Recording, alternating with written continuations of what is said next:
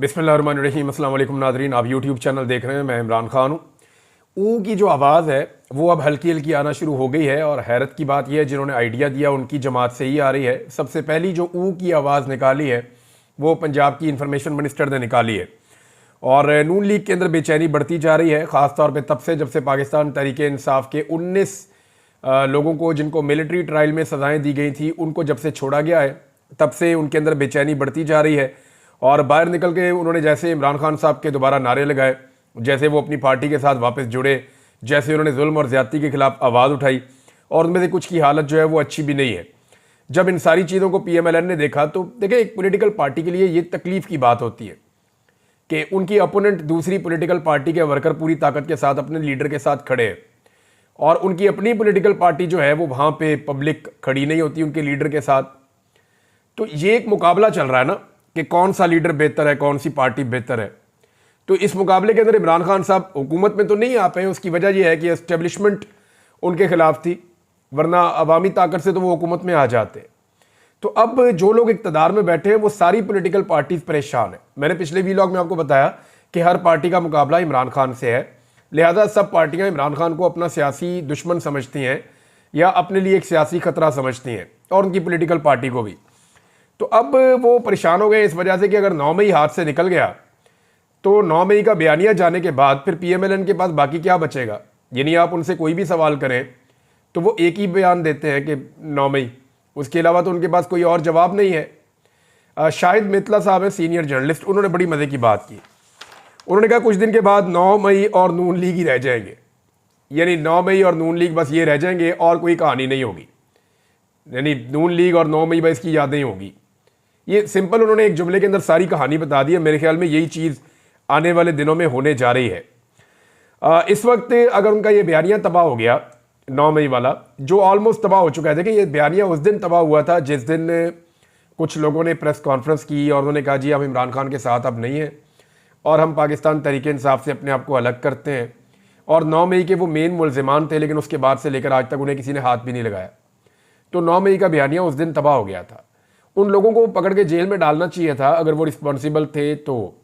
और अभी भी मैं आपको बताता हूँ कि 9 मई के लिए इसको शुरू करना चाहिए उस वक्त से जब इमरान खान साहब को हाई कोर्ट को तोड़कर गिरफ्तार किया गया और वो गैर कानूनी गिरफ्तारी हुई। वो मामला वहाँ से शुरू होना चाहिए। फिर ये देखना चाहिए कि उसके बाद जो एहतजाज हुआ उसमें जिसने गलत किया उसको सज़ा मिलनी चाहिए, जिसने कानून को हाथ में लिया उसको सज़ा मिलनी चाहिए। और इसके ऊपर सबसे बेहतर तरीका यह है कि जुडिशल कमीशन बने और इंक्वायरी हो, ताकि जो जिम्मेदारान है, चाहे उनका ताल्लुक किसी भी पार्टी से है, वो फिर फिक्स हो जाए ना। वहाँ पे तो नून लीग के भी कुछ लोग हैं, उनकी वो खातून की एक ही लोग लगा देते हैं, एक दो और लोगों की लगा देते हैं। वो PTI का झंडा पकड़ के वहाँ पे खड़े हैं और आग लगा रहे हैं। और कुछ ऐसी वीडियोस भी पाकिस्तान तहरीक इंसाफ वाले शो करते हैं जहाँ पे नकाब पोश लोग जो है वो गाड़ियाँ तोड़ रहे हैं, तोड़ फोड़ कर रहे हैं और वो लोग आवाज़ें दे रहे हैं कि ये लोग क्यों तोड़ फोड़ कर रहे हैं, इनका हमारी पार्टी से कोई ताल्लुक नहीं है। तो इस तरह की चीज़ें भी हैं बीच में, यानी दोनों तरफ की चीज़ें फिर आपको देखनी पड़ेंगी। और उसके ऊपर चाहे वो 26 नवंबर है चाहे वो 9 मई है, इसके ऊपर जुडिशल इंक्वायरी हो जाए तो वो ज़रा बेहतर हो जाएगा। अब ये बेचैनी क्यों है नून लीग में, इसकी एक वजह जो है वो नवाज शरीफ के जो बहुत करीबी दोस्त हैं, सहाफ़ी हैं नजम सेठी साहब, उन्होंने एक वजह बताई है कि एस्टेब्लिशमेंट ने इन मुज़ाकरात के हवाले से हुकूमत को मुकम्मल तौर पर ऑन बोर्ड नहीं लिया, जिसकी वजह से हुकूमत घबराई हुई है। और ये बात ठीक है, हुकूमत के अंदर बेचैनी इसीलिए है कि अगर वाकई में ये मुज़ाकरात कामयाब हो गए तो जावेद चौधरी साहब के बकौल फिर शहबाज शरीफ साहब के पास ऊ करने के अलावा और कोई रास्ता नहीं होगा। वो बेचारे इसी तरह एहतजाज करते रहेंगे। और अब ये एक नई इंटरटेनमेंट जो उन्होंने कौम को दी है, ट्रक ड्राइवर एहतजाज कर रहे हैं तो वो ऊ कर रहे हैं, एयरपोर्ट में कोई एहतजाज कर रहा है तो वो ऊ कर रहा है, किसी और जगह पे कोई बच्चे एहतजाज कर रहे हैं तो वो ऊ कर रहे हैं। लोग मीम्स बना बनाकर सोशल मीडिया पर डालते चले जा रहे हैं। दूसरी जानिब एक नुक्ता है जिसको सोशल मीडिया के ऊपर लोगों ने हाईलाइट किया, वो ये है कि जो माफ़ीनामे हैं या जो रहम की अपीलें हैं जो आर्मी चीफ से की गई हैं, उनमें कोई एक ही कलम इस्तेमाल किया गया है और मिलती जुलती राइटिंग भी है। तो ये तो अच्छा हुआ कि लोग अपने घरों को आ गए। और मेरी नज़र में ये लोग बेगुनाह इसलिए थे कि फ़ौजी अदालत तो कोई अदालत ही नहीं होती, यानी फ़ौजी अदालत के अंदर सिविलियंस का ट्रायल तो नहीं किया जा सकता ना, उसूली तौर पे ये बात गलत है। हाँ, दहशतगर्दों के हवाले से ये पॉलिसी कुछ अरसे तक के लिए बनाई गई थी, लेकिन ये वापस पाकिस्तानियों के गले पड़ गई। मेरे ख्याल में किसी का भी ट्रायल फ़ौजी अदालत में नहीं होना चाहिए। हमारी अदालतों में इतनी कैपेसिटी और कैपेबिलिटी है कि वहाँ पे सबका ट्रायल होना चाहिए, चाहे उसका कोई भी जुर्म हो। तो सिविलियंस का ट्रायल फौजी अदालतों में पहले ही गलत है। लेकिन अच्छी बात यह है कि कुछ लोग अपने घरों में आ गए। उम्मीद करता हूँ कि बाकी लोग भी जल्दी अपने घरों में आ जाएंगे। सियासी एहतजाज जो है ना, वो एक आईनी हक है, कानूनी हक है। इस पर पाबंदी लगाना, इस पर सजाएं देना, ये नहीं होना चाहिए। चाहे किसी भी जमात के खिलाफ हो, ये नहीं होना चाहिए। सबको एहतजाज करने का हक हासिल होना चाहिए। इमरान खान साहब के हवाले से एक स्टेटमेंट दिया है ख्वाजा आसिफ साहब ने। पहले वो स्टेटमेंट आपके सामने रखता हूँ, फिर उसकी कुछ थोड़ी सी जो है वो डिटेल भी मैं आपके सामने रख दूंगा। ख्वाजा आसिफ कहते हैं कि इमरान खान की हमायत में जितनी सपोर्ट अमेरिका और बरतानिया से आ रही है, ज़्यादातर सेहूनी बैकग्राउंड के लोग हैं। ये ख्वाजा आसिफ कह रहे हैं। तो ये बात ठीक है। देखिए, आपको वेस्ट में जितने भी लोग मिलेंगे उनमें मैक्सिमम वो लोग होंगे जो इसराइल की हमायत करेंगे। मैं पब्लिक की बात नहीं कर रहा, मैं उनके हुक्मरानों की बात कर रहा हूँ। यानी ऐसा नहीं है कि अगर डोनाल्ड ट्रंप प्रो इसराइल है तो जो बाइडन ने कौन सा इसराइल के ऊपर हमला किया हुआ था, आप उनको इस ऐनक से देख ही नहीं सकते। आज तक ख्वाजा आसिफ साहब ने जितने भी लोगों से वहाँ हाथ मिलाई या जितने लोगों से बातचीत की है, क्या वो प्रो इसराइल नहीं थे? क्या जाकर जब आपने जफ्फा डाला मैक्रोन को, आपके वज़ीर-ए-आज़म ने और बाकी सारे लोगों ने, जिसने तौहीन रिसालत की थी, उसको जब आप लोगों ने जाके जफ्फा डाला, तो क्या वो प्रो इसराइल नहीं है? क्या जो बाइडन प्रो इसराइल नहीं थे? क्या जो बाइडन के जितने भी वज़रा थे या जितनी भी उनकी काबीना थी वो सारे प्रो इसराइल नहीं थे? वो सारे भी प्रो इसराइल थे। उन्हीं के दौर में फ़लस्तीनियों के ऊपर तारीख का सबसे बड़ा जबर हुआ है, गुज़िश्ता तकरीबन कोई 1.25 साल 1.5 साल में।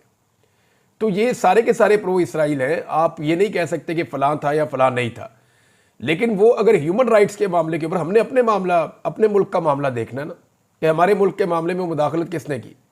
तो जो बाइडन ने मुदाखलत की थी, उनकी इंतज़ामिया ने मुदाखलत की थी, पाकिस्तान में हुकूमत गिरवाई थी। और अब जो है आने वाली हुकूमत मुदाखलत नहीं कर रही, तो इससे सबको तकलीफ़ हो रही है। एक तो ये है कि अमेरिका में जितनी भी हुकूमतें बनती हैं वो ज़्यादातर इसराइल से हमायत रखती हैं। दूसरा, फिर अगर ऐसी बात है तो फिर आप दबाव में आने से इनकार कर दें।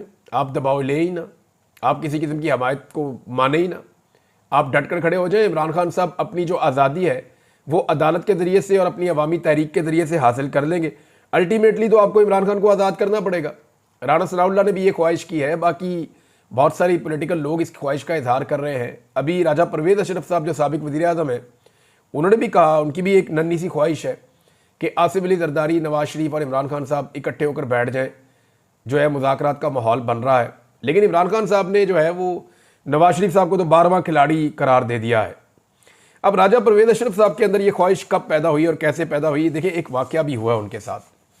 राजा परवेज़ अशरफ साहब को उनके इलाके में एक शादी में मदऊ किया गया, और देखें वो अगर चीफ़ गेस्ट हैं किसी शादी के अंदर तो फिर उनकी बड़ी हैसियत होनी चाहिए वहाँ पे। वो शादी में गए, वो स्टेज पे खड़े थे और राजा परवेज़ अशरफ की मौजूदगी में दूल्हे को जो नोटों के हार डाले जा रहे थे उन पे इमरान खान की फ़ोटोज़ बनी हुई थी। इमरान खान एक ऐसी मिथ बन चुके हैं पाकिस्तान के अंदर। लोग इमरान खान साहब को अपनी खुशी, अपनी गमी, अपनी हर चीज़ के अंदर अब याद रखते हैं। वो लोगों का पार्ट ऑफ लाइफ ऐसा लगता है बन गया, और ये ऐसा होना नहीं था। देखिए, समझे इस बात को। ये जो हमारे खित्ते के लोग हैं ना, ये बहादुरों की बड़ी इज्जत करते हैं। आप ये देख लें, जितने भी लोग हैं जो बहादुरी के साथ जिन्होंने अपनी ज़िंदगी गुजारी है, यहाँ पे लोग उनको बड़ा ऑनर करते हैं, बड़ी उनको रिस्पेक्ट देते हैं। आज भी लोग जो है वो पोरस को याद करते हैं कि क्या बात है पोरस की, वो टकरा गया था सिकंदर आजम से।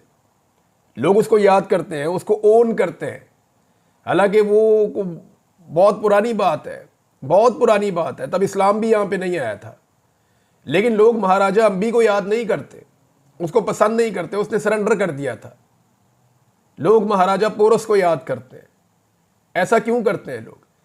क्योंकि पोरस डट गया था, खड़ा हो गया था। तो यहाँ के लोग जो है वो बहादुर शख्स को पसंद करते हैं। रंजीत सिंह को लोग ओन करते हैं, पंजाब के लोग। यहाँ हमारे पंजाब के लोग जो हैं वो रंजीत सिंह को ओन करते हैं। क्यों करते हैं? आज यहाँ पे सिखों की हुकूमत तो नहीं है, लेकिन फिर भी ओन करते हैं। वजह यह है कि वो डट गया था, वो लड़ता था, वो बहादुर था। और बहुत सारे जो बाहर से लोग आते थे, हमने अपने मज़ाइलों के नाम उन लोगों के नाम के ऊपर रखे जो दलेर थे, बहादुर थे, जो मुकाबला करते थे, जो लड़ते थे, जिनमें सलाहियत थी। तो बहादुरों को ये कौम जो है वो पसंद करती है, उनको हीरो समझती है। तो इमरान खान साहब ने बहादुरी दिखाई और उसकी वजह से अब वो नौजवानों के दिलों में बसते हैं। वो पाकिस्तान के तमाम सूबों में, चाहे आप बलूचिस्तान चले जाएं, खैबर पख्तूनख्वा चले जाएं, आप सिंध में चले जाएं, आप पंजाब के गलियों कूचों में, खेतों में, बाज़ारों में, देहात में, कहीं भी चले जाएं, लोग आपको इमरान खान के दीवाने नजर आएंगे। तो उसके रीजन है कुछ। एक तो इमरान खान का इस कौम के साथ कोई 50-60 साल पुराना ताल्लुक है। लोग इमरान खान को जानते हैं कि करप्ट नहीं है ये बंदा, लोगों को पता है कि गलती कर सकता है, लेकिन गलती के ऊपर कोई अड़ नहीं जाता ये हमेशा। फिर लोग उसके करैक्टर को अच्छी तरह जानते हैं, करैक्टर की खामियां भी जानते हैं और उसकी खूबियां भी जानते हैं। लेकिन अब लोगों को यह जब पता चला कि ये बहुत बहादुर आदमी भी है, डरता भी नहीं है, मुकाबला करता है, हौसले वाला आदमी, तो इससे लोग और ज्यादा इमरान खान के करीब आ गए। और इसमें एस्टेब्लिशमेंट और हुकूमत की बहुत बड़ी गलती है कि उन्होंने इमरान खान साहब को एक नॉर्मल सियासी लीडर से उठाकर एक महात्मा में तब्दील कर दिया। यानी एक ऐसी देवमालाई शख्सियत बना दिया इमरान खान साहब को जो वो खुद कभी नहीं बन सकते थे। लेकिन इस निज़ाम ने इतना जबर, इतना जुल्म और इतनी फस्तायत की है। और इसमें एक बहुत बड़ा रोल इमरान खान साहब के फॉलोअर्स का भी है। मार खा खा के थकते ही नहीं है। इतनी जिल्लत, इतनी रुसवाई, इतने डंडे, इतनी कैदें, इतनी परेशानियां, लोगों के कारोबार तबाह, चादर और चार दीवारी का तकद्दुस पामाल, सारा जबर सहने के बाद निकलते हैं, निकल के फिर इमरान खान जिंदाबाद। तो इमरान खान साहब को फॉलोअर्स भी तगड़े मिले। और देखिए, किसी लीडर को फॉलोअर्स तगड़े तब मिलते हैं जब वो खुद तगड़ा होता है। अगर लीडर मुकाबला ना कर पाए तो फिर लोग उसके लिए मुकाबला नहीं करते, लोग उसके लिए वो नहीं करते जो वो लोगों से चाह रहा होता है। नाज़रीन, मुज़ाकरात की वजह से जो लोग परेशान हैं वो तो परेशान है, लेकिन चंद ऐसे सहाफ़ी जिनके एस्टेब्लिशमेंट के साथ अच्छे ताल्लुकात हैं, उन सबके साथ अचानक से एस्टेब्लिशमेंट का रब्ता होता है और एस्टेब्लिशमेंट उन सबको एक जैसी खबर देती है और वो एक साथ तरदीद करते हैं कि जनाब किसी किस्म के कोई बैकडोर चैनल मुज़ाकरात नहीं हो रहे। हालांकि नजम सेठी साहब उनको कंफर्म कर रहे हैं, कुछ और लोग भी उनको कंफर्म कर रहे हैं, और इरफान सदीकी साहब ने भी कहा कि हमें तो जनाब पर्ची आनी है और हमने उसके मुताबिक जो है वो फैसला कर लेना है, हमारी क्या औकात है। तो ये चीज़ें हम सब जानते हैं कि बैकडोर चैनल भी चलते रहते हैं और वहाँ मुज़ाकरात होते रहते हैं। लेकिन इन सहाफ़ियों ने वो खबरें इसलिए छाप दी कि ये खुद दिल से नहीं चाहते कि अभी मुज़ाकरात हो। मामला ये है कि क्लेम तो ये भी किया जा रहा है गुज़िश्ता 70 साल से कि हमारा सियासत में कोई किरदार नहीं है। तो क्या वाकई एस्टेब्लिशमेंट का सियासत में कोई किरदार नहीं है? एस्टेब्लिशमेंट का सियासत में किरदार है, लेकिन वो कहते हैं कि नहीं है। इसी तरह वो मुज़ाकरात करवा रहे हैं, लेकिन वो कहते हैं कि नहीं। महमूद खान अचकज़ई साहब ने जनाब एक स्टेटमेंट दिया है, ये अहम है स्टेटमेंट इनका। एक तो उन्होंने अयाज सादिक साहब को एक बहुत बड़ा चैलेंज कर दिया। उन्होंने कहा, अयाज सादिक साहब, आप रोज़ाना सुबह 4 कुल पढ़ के निकलते हैं, तो ज़रा आप उन 4 कुलों की कसम तो खाएं ना। हल्फन आप बताएं कि क्या आप कोयटा नहीं आए थे इलेक्शन से पहले? क्या आपने ये नहीं बताया था सबको कि आपकी बात हो गई है फ़ौज के साथ? आप फ़ौजी अफसरान के नाम ले लेकर नहीं कहते थे कि बात हो गई है, हमें 2/3 अक्सरियत मिलेगी?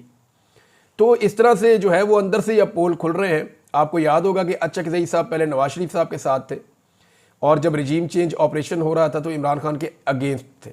लेकिन जब उन्होंने देखा कि ये तो जुल्म और बर्बरियत की इंतहा है, ये तो हमें जमहूरियत के नाम के ऊपर इकट्ठा करके इन्होंने इमरान खान के खिलाफ उकसाया था, और अब ये सारे इकट्ठे होकर जमहूरियत को पक्का पक्का दफन कर रहे हैं और ये सारा फिक्स्ड इलेक्शन है। तो अचकज़ई साहब को जैसे ही मामला समझ आया तो उन्होंने जनाब अपनी रुख बदला और वो उस तरफ चले गए। लेकिन अब वो पोल खोल रहे हैं और सारी चीज़ें बता रहे हैं। अचकज़ई साहब ने शहबाज शरीफ साहब के बारे में भी एक बात की है। उन्होंने कहा, शहबाज शरीफ की जाली हुकूमत मुल्क को जानबूझकर खाना जंगी की तरफ लेकर जा रही है। ये अल्लामा राजा नासिर अब्बास जाफरी साहब के हमरा इन्होंने प्रेस कॉन्फ्रेंस की है। उन्होंने कहा, पाकिस्तान जिन हालात से गुजर रहा है वो सबको पता है। गैर आइनी, गैर जमहूरी हुक्मरानों को इसकी कोई खबर और फिक्र नहीं है। इस मुल्क में रोज़ाना 20 से 30 लोग गोली से कत्ल होते हैं। इस मुल्क में कलम पर पाबंदी है। इस मुल्क में असम्बली में बोलने पर पाबंदी है। इन हालात में हमसाए अफगानिस्तान पर बमबारी तक बात पहुंच गई है। तमाम पार्टियों की आल पार्टीज़ कॉन्फ्रेंस बुलाने की ज़रूरत है। आल पार्टीज़ कॉन्फ्रेंस में फ़ौज और सहाफ़ियों को भी बुलाया जाए। हमारा फ़र्ज़ है कि हम बैठकर इस खित्ते को मैदान जंग ना बनने दें। खुशकिस्मती से बड़ा सुपर पावर चीन हमारा पड़ोसी और दोस्त मुल्क है। चीन की अफ़गानिस्तान से भी अच्छे मुरासिम है। बैठकर इस खित्ते को जंग से बचाना चाहिए। अफ़गानिस्तान को कशमकश का गढ़ बनाने की बजाय अमन का गहवारा बनाया जाए। उन्होंने कहा कि ज़मीन के अंदर जहाँ मादनियात हो वहाँ फ़ौज आ जाती है। बलोच, सिंध और पंजाब एक पाकिस्तान है। जहाँ मादनियात हैं वहाँ के लोगों को भी अंगेज किया जाए। जिस इलाके में मादनियात होती हैं उनके लोगों को हिस्सा मिलना चाहिए। कसदन और अमलन शहबाज शरीफ की जाली हुकूमत मुल्क को खाना बदोशी की तरफ लेकर जा रही है। अल्लामा राजा नासिर अब्बास साहब ने भी कहा कि ये हुकूमत अवाम का एतमाद खो चुकी है। हमारी दुनिया में कोई अहमियत नहीं है। पहले हमारा दुश्मन इंडिया था, अब एक नया दुश्मन बना लिया है। अपने ब्रादर इस्लामी मुल्क अफगानिस्तान को दुश्मन बनाया जा रहा है। बिलावल जरदारी और इसहाक डार एक बार भी वहां नहीं गए। हमारा कल्चर एक जैसा है, क्यों दुश्मनियां पैदा कर रहे हैं? ये अल्लामा राजा नासिर अब्बास साहब भी कह रहे हैं। तो पॉलिसीज़ के ऊपर तो तनकीद हो रही है और लगातार तनकीद हो रही है। एक नादरीन छोटी सी चीज़ और भी मैं आपको बताऊं कि पीपल्स पार्टी करती क्या है।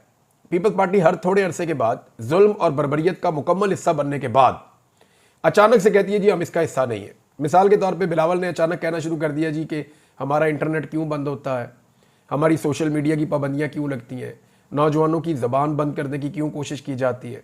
तो बार बार बिलावल ये कहते हैं, इनकलाबी बनने की कोशिश करते हैं, नूरा कुश्ती करने की कोशिश करते हैं। तो यार राणा सनाउल्लाह साहब ने जवाब दिया कि जनाब इंटरनेट से सोने से पाकिस्तान पीपल्स पार्टी अपने आप को अलहदा नहीं कर सकती।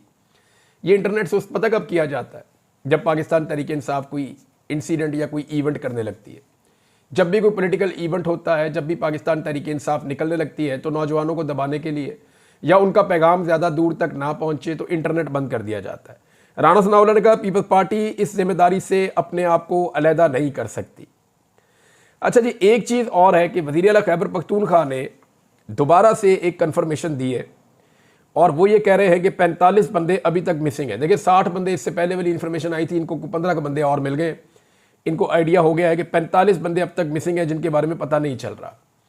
अच्छा, जो मिसिंग है वो हैं कहाँ, इसके बारे में अलग अलग कहानियाँ आती रहती हैं। थोड़े दिन पहले मैंने आपको बताया था, एक इन्फॉर्मेशन मैंने आपको दी थी पिम्स अस्पताल वाली।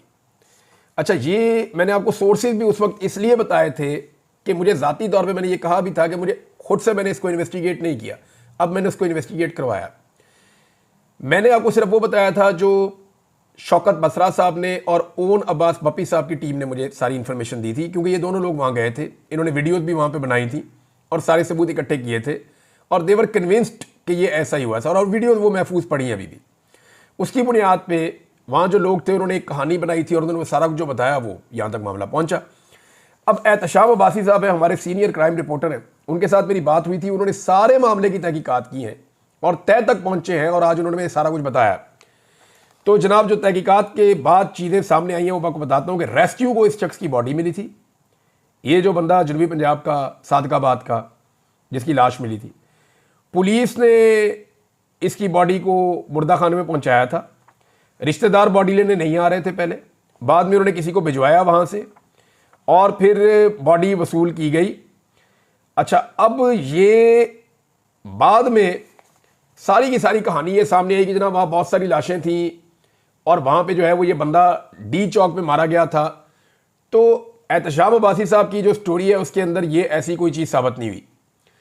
उन्होंने कहा देखें हम डिग आउट कर रहे हैं, हमें इस बात का पता है, ये अब्बासी साहब भी कहते हैं और बहुत सारे और जर्नलिस्ट भी कहते हैं कि इस्लामाबाद में जितनी लाशें अब तक 13 सामने आई है, बंदे इससे ज़्यादा मारे गए। 17 लाशें तो जर्नलिस्ट जो है उन्होंने आपस में जब बातचीत की तो वहाँ कंफर्म हो गई थी कि 17 बंदे तो इन्होंने कम से कम मरते हुए देखे हैं। ये तादाद 20 से ज़्यादा भी हो सकती है। कई लोग जो है वो बहुत ज़्यादा लाशों का भी कहते हैं कि इतनी ज़्यादा भी हो सकती हैं, 100 लाशों तक भी लोग कहते हैं कि हो सकती है। अभी भी पाकिस्तान तहरीक इंसाफ कह रही है कि जी हमारे 45 लोग गायब हैं, लेकिन उनकी लाशें कहाँ हैं इस बारे में नहीं पता।